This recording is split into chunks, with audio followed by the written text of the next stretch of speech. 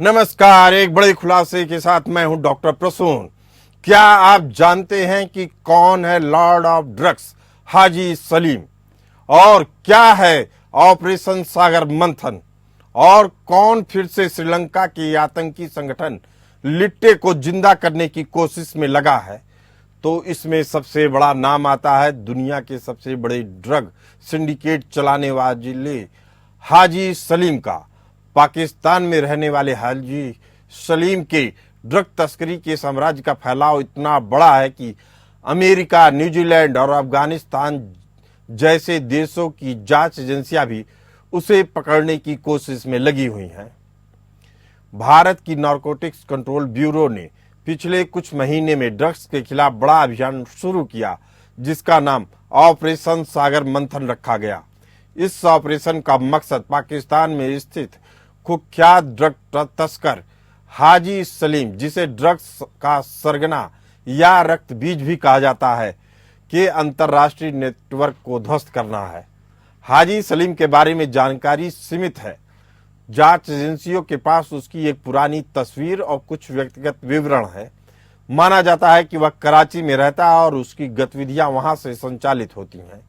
हाजी सलीम का पूरा साम्राज्य पाकिस्तान के बलूचिस्तान से संचालित होता है और यह तस्करी नेटवर्क पाकिस्तान, भारत, श्रीलंका, मॉरिशस, मालदीव से लेकर अमेरिका तक फैला हुआ है।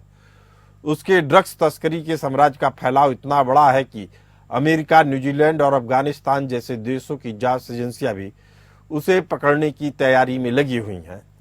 हाजी सलीम बड़े पैमाने पर हेरोइन, मेथाफेटामाइन और अन्य अवैध नशीले पदार्थों की खेप एशिया, अफ्रीका और पश्चिमी देशों में पहुंचाता है। भारतीय जांच एजेंसियों के अनुसार हाजी सलीम समुद्री मार्ग से अपनी तस्करी करता है और उसकी खेपों पर विशेष निशान जैसे 777, 555, 999 उड़ते घोड़े और बिच्छू अंकित होते हैं।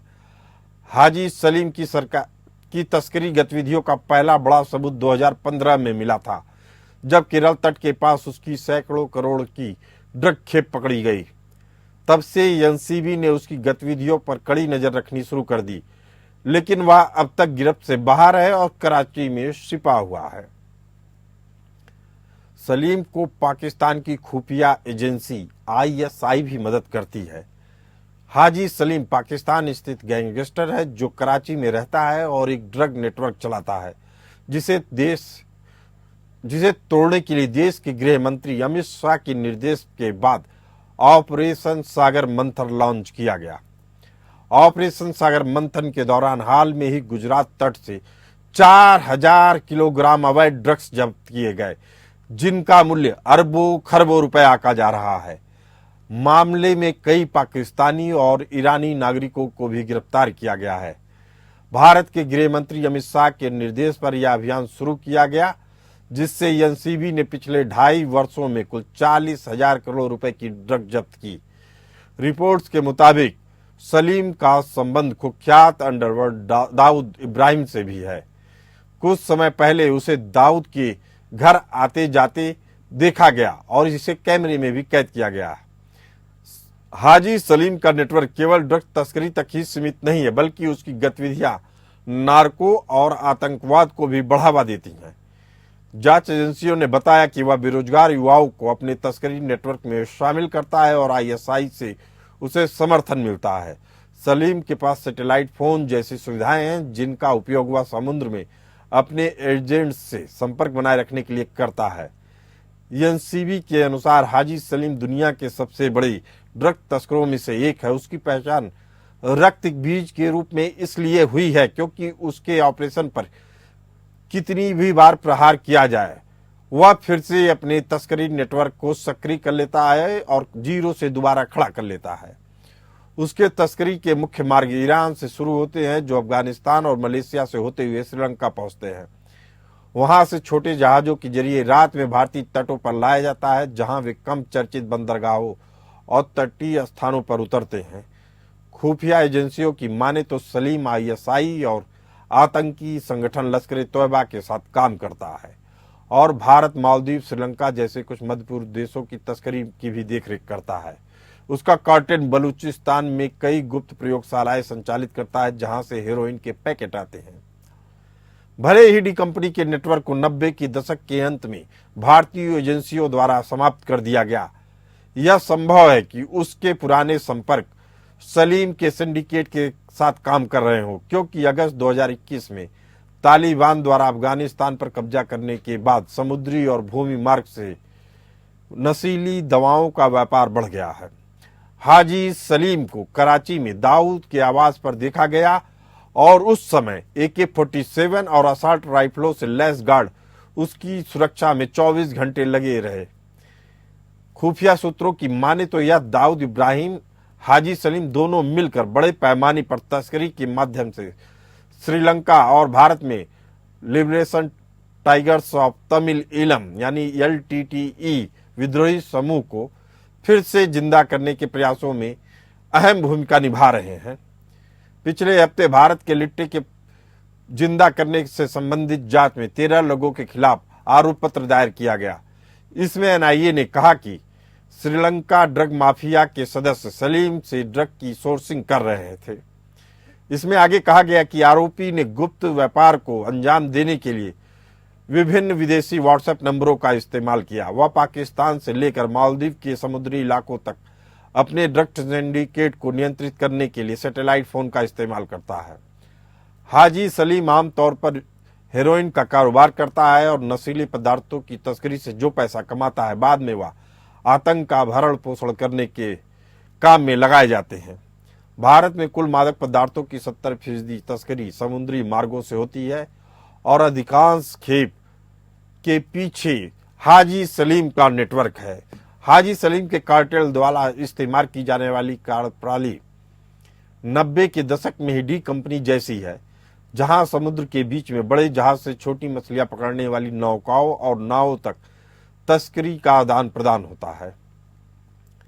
इसी मुद्दे पर चर्चा करने के लिए हमारे साथ मौजूद हैं दो विशिष्ट मेहमान, JS सोढ़ी स्ट्रेटेजिक एक्सपर्ट और दिनेश शर्मा जी डिफेंस एक्सपर्ट। आप दोनों मेहमानों का बहुत बहुत स्वागत है। सोढ़ी साहब, दाऊद इब्राहिम खत्म हो गया लेकिन उसका साम्राज्य अभी भी चल रहा है। उसके काले सौदागर अभी भी भारत की जड़ों में घुसे हुए हैं। इसके पीछे क्या कारण देखते हैं? जय हिंद प्रसून जी, ये मेरा सौभाग्य कि मैं आपके न्यूज चैनल विख्यात को पैनलिस्ट के साथ हूं।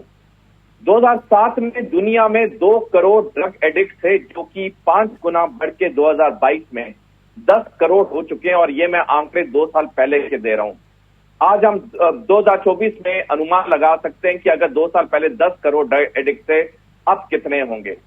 दुनिया में सबसे टफेस्ट जियो पॉलिटिकल लोकेशन में इजराइल है, वो चारों तरफ से दुश्मनों से घिरा हुआ है।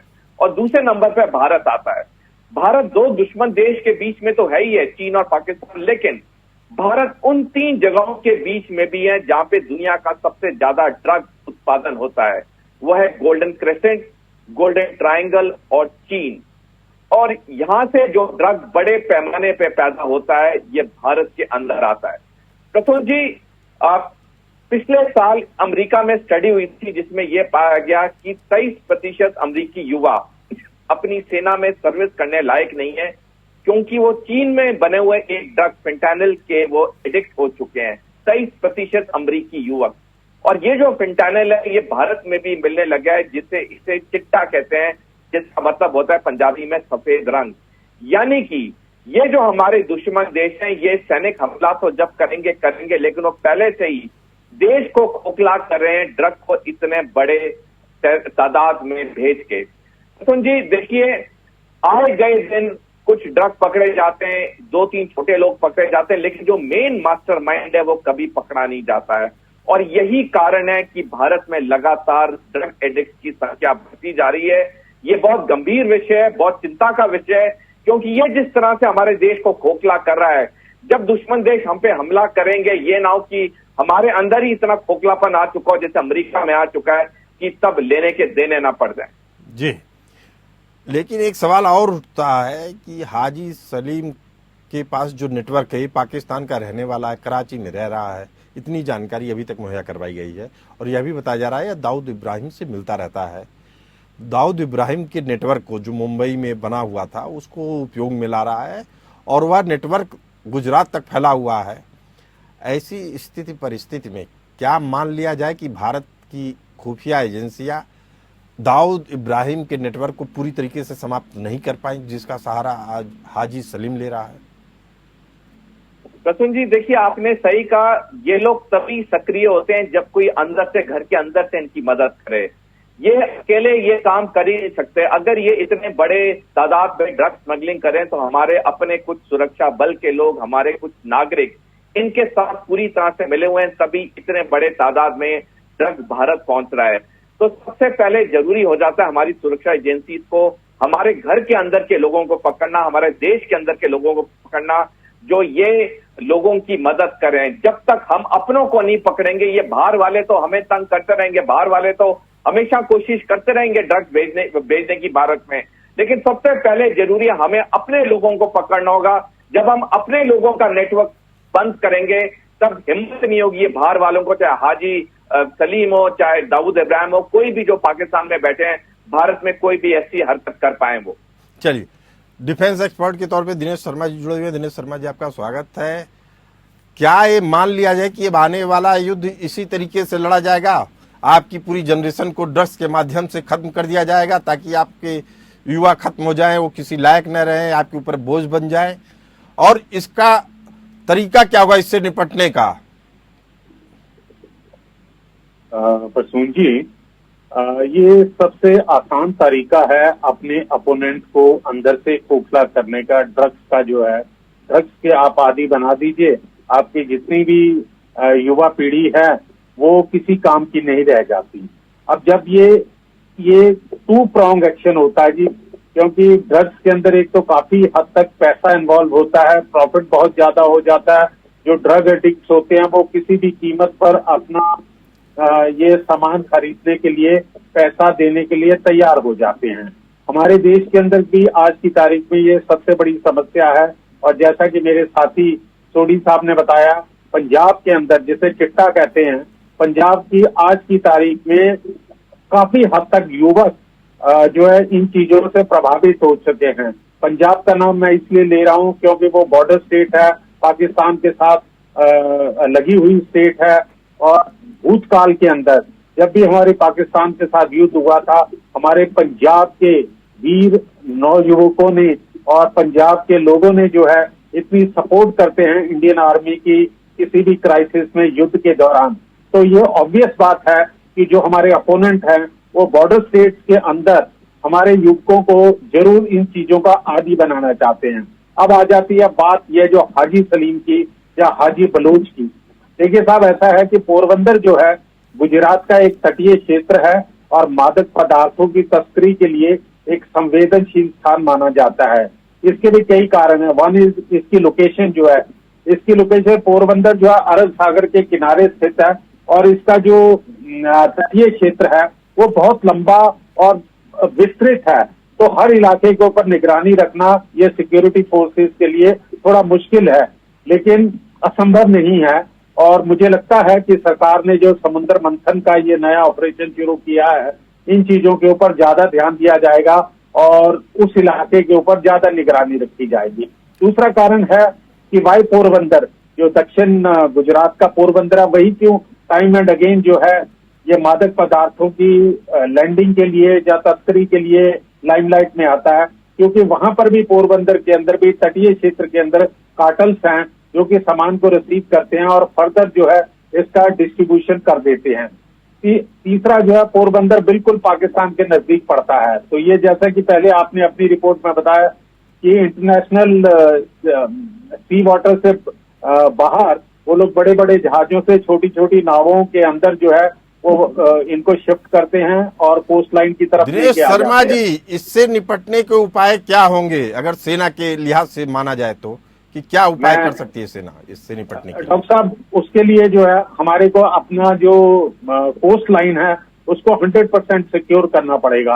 हमारे पास नेवी के पास जो है दृष्टि यूएवी हैं, अपनी रिसोर्सेज को, कोस्ट गार्ड को, और लेटेस्ट जो है मई के अंदर एक अनआर्म्ड शिप दिया, I am forgetting the name of that particular ship, उसके अंदर से जो है सर्वेलेंस की जाती है। अनमैन्ड यूएवी है जिससे कि आप सर्वेलेंस कर सकते हैं, और जो सेंसिटिव इलाका है उनको राउंड दी क्लॉक जो है आपको सी को अंडर सर्वेलेंस रखना है।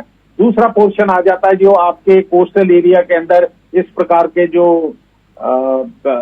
उनके लोग हैं, जो कार्टेल हैं, उनको लोकल पुलिस को और इंटेलिजेंस एजेंसी को बहुत सख्ती के साथ उन लोगों का उनके ऊपर कार्रवाई करनी चाहिए, ताकि उन्हें जो है वहां से जो फॉरेन कार्टल्स हैं, जो ड्रग कार्टल्स हैं, जो सामान भेजते हैं, उनको उसके आगे जो है ट्रांसपोर्ट करने के लिए किसी प्रकार का कोई नेटवर्क ना मिले उस इलाके के अंदर।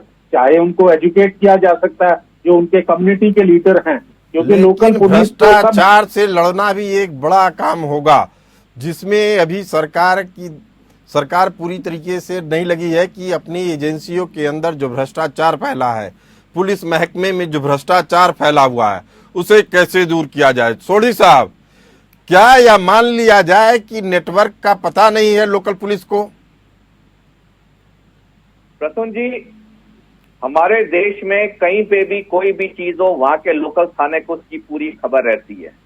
और आजकल टेक्नोलॉजी इतनी एडवांस हो रखी है, अगर आप और मैं एक व्हाट्सएप चैट भी करें, वो भी एजेंसियां चाहें तो पकड़ सकती हैं। यानी कि आज के टेक्नोलॉजी के एडवांस जमाने में कोई भी चीज छुप नहीं सकती। एक प्रसिद्ध कहावत है, घर का भेदी लंका ढाए। ये हमारे अपने लोग हैं तो कि हमारे देश को खोखला कर रहे हैं। भारत के दुश्मन तो हैं ही हैं, वो तो हमेशा रहेंगे। जब तक पाकिस्तान एक देश के तौर पर रहेगा, वो कभी भारत के बारे में अच्छा नहीं सोचेगा, वो हमेशा भारत को शांत अस्थिर चाहेगा। लेकिन ये हमारे अपने कुछ नागरिक हैं जो उनके साथ मिले हुए हैं, जो कुछ चंद रुपयों के लिए अपने देश को बेच रहे हैं, अपने देश को खोखला कर रहे हैं।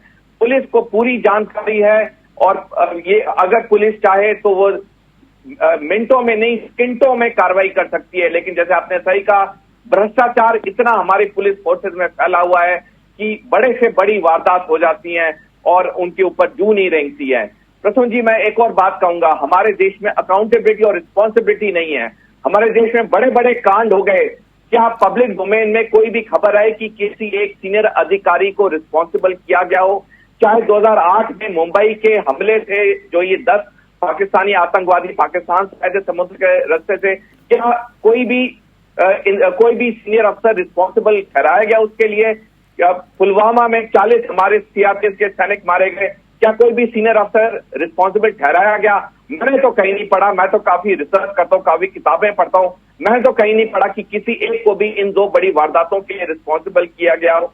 प्रसून जी, जब तक हमारे देश में रिस्पॉन्सिबिलिटी और अकाउंटेबिलिटी नहीं आएगी, ये वारदातें होती रहेंगी, ब्रेकिंग न्यूज आएगी, कुछ दिन अखबारों में आर्टिकल छपेंगे, टीवी पे डिस्कशन होगा, लेकिन आस्ता आस्ता ये कड़वी सच है, लेकिन ये हकीकत है, हमारा देश आस्ता आस्ता सोढ़ी साहब, इसके लिए आप अगर देखते हैं कि आरोपियों को सजा नहीं मिलती है, तो इसके लिए किसे जिम्मेदार मानते हैं? न्यायपालिका का ढुलमुल रवैया, या भारतीय कानून की लचर व्यवस्था, या राजनीतिक नेताओं में इच्छा शक्ति की कमी? तीनों में से क्या मानते हैं? प्रसून जी, तीनों का अपने हिस्सेदारी है। भारत में जो जजेस पर 10,000 जज पर मिलियन जजेस होने चाहिए, वो दुनिया के देशों में सबसे कम देशों में से माना जाता है। जहां पे अमेरिका और यूरोप में 10 लाख लोगों के लिए 341 जज हैं, वहां शायद जो जहां तक आंकड़े मेरे को याद है, हमारे यहाँ 35 या 36 जज हैं। पहली बात तो हमारे जजेस की बहुत कमी है, हमें अपने जजेस की संख्या बढ़ानी होगी। दूसरा, हमें एक टाइम लिमिट फिक्स करना होगा, इस टाइम में ये केस डिसाइड होगा। हमने देखा कि डोनाल्ड ट्रंप जो अमेरिका राष्ट्रपति चुनाव लड़ रहे थे और अभी जीते, उनके ऊपर कितने केस थे, वो केस फटाफट 3, 4, 5, 6 महीने में उनकी सुनवाई होती थी, उनकी वर्डिक्ट आते गए। हमारे यहाँ 25-30 साल लग जाते, क्योंकि हमारे यहाँ जजेस बहुत कम है। दूसरी चीज, हमारे पुलिस फोर्सेज में जो भ्रष्टाचारी है, दुनिया जानती है कि इस इंसान ने ये गलती की है, लेकिन कभी वो इंसान पकड़ा नहीं जाता है, पकड़ा जाता है उसे तुरंत बेल मिल जाती है। एक बार बेल मिल गई, साहब, इसी पे सवाल था कि अदालतें क्या ढुलमुल रवैया अपनाती हैं ऐसे मामलों में? देखिए प्रसून जी, अदालतें तो अपना काम करती हैं, अगर उनके पास एविडेंस होगा तो वो कार्रवाई करेंगी। जब एविडेंस ही इतना हल्का पेश होगा, जब जजेस की इतनी कमी होगी कि एक जज लाखों करोड़ों केस सुन रहा है, तो उसके पास वक्त का है किसी भी केस को एक रेगुलर बेसिस पे सुनने का। मैंने जो आंकड़े बताया, यूरोप और अमेरिका में देखिए उनकी जजेस की तादाद कितनी, हमारे जजेस तादाद कितनी है। हम सबसे कम जजेस के तादाद वाले देशों में से एक माने जाते हैं पूरी दुनिया में। हमें ये पूरे सिस्टम को चेंज करना होगा, तभी हमारा देश महान बन सकता है, तभी हमारा देश विकसित बन सकता है। अन्यथा ये जो दुश्मन है ये तो इसका फायदा उठा ही रहे हैं पूरा। जी दिनेश शर्मा जी, आखिर क्या कारण है कि अमेरिका जैसे देश भी इस सिंडिकेट के कारण परेशान है, हैरान है कि अभी तक मेन मुखिया नहीं पकड़ा गया? उसकी फोटो तक बताते हैं, चंद फोटो हैं, वो भी काफी पुरानी। तो क्या मान लिया जाए अमेरिका या पश्चिमी देश या भारत के एजेंसियां पूरी तरीके से अभी तक इस नेटवर्क को खत्म ही नहीं करना चाह रही हैं, या इच्छा शक्ति की कमी है, या इंटेलिजेंस का फेल्योर है? देखिए साहब, ऐसा है कि इच्छा शक्ति की कमी तो हम नहीं कहेंगे कि हमारे इंटेलिजेंस ऑर्गेनाइजेशन की नहीं है। ऐसे देश के दुश्मनों को खत्म करने के लिए, लेकिन ऐसा है कि जो ऑर्गेनाइजेशन का सेटअप है वो हमारी सीमाओं के बाहर है, और वो भी एक ऐसे देश के अंदर स्थित है जो कि किसी भी हालत में हमारी मदद करने के लिए तैयार नहीं है। मैंने केवल अपने इंटेलिजेंस फेल्योर की बात नहीं की अपने देश की, मैंने कहा अमेरिका भी है, ऑस्ट्रेलिया भी है, न्यूजीलैंड, श्रीलंका भी है, मॉरिशस है, तमाम ऐसे देश हैं जिनकी एजेंसियां काम कर सकती हैं और इस नेटवर्क का भंडाफोड़ हो सकता है।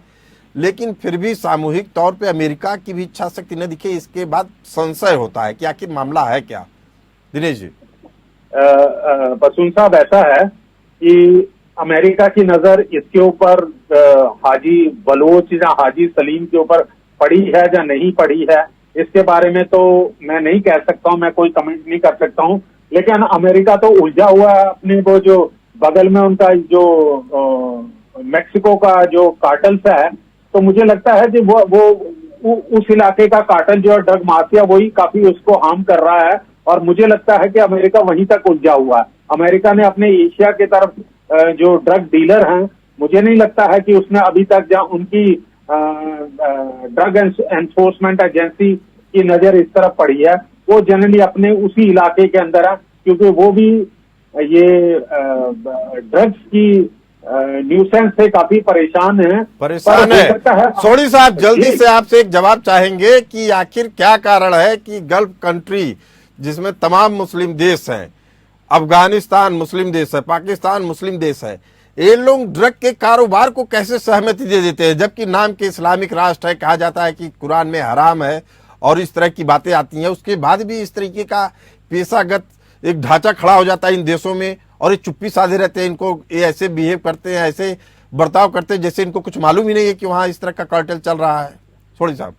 प्रसून जी, चाहे मिडिल ईस्ट के देश हो, चाहे अमेरिका हो, चाहे भारत हो, कुछ ऐसे पॉलिटिशियन होते हैं जिन्हें पॉलिटिकल फंडिंग मिलती है आतंकवादी संगठनों से, ड्रग पेडलर से, ड्रग के मालिकों से, जिसकी इनको करोड़ों रुपया, करोड़ों डॉलर मिलते हैं, और तभी अगर सुरक्षा एजेंसी कार्रवाई भी करना चाहे, वो केस इतना हल्का हो जाता है कि कई देशों की सरकारें नाकाम हो जाती हैं, क्योंकि पॉलिटिकल एंगल आ जाता है, पॉलिटिकल फंडिंग आ जाती है।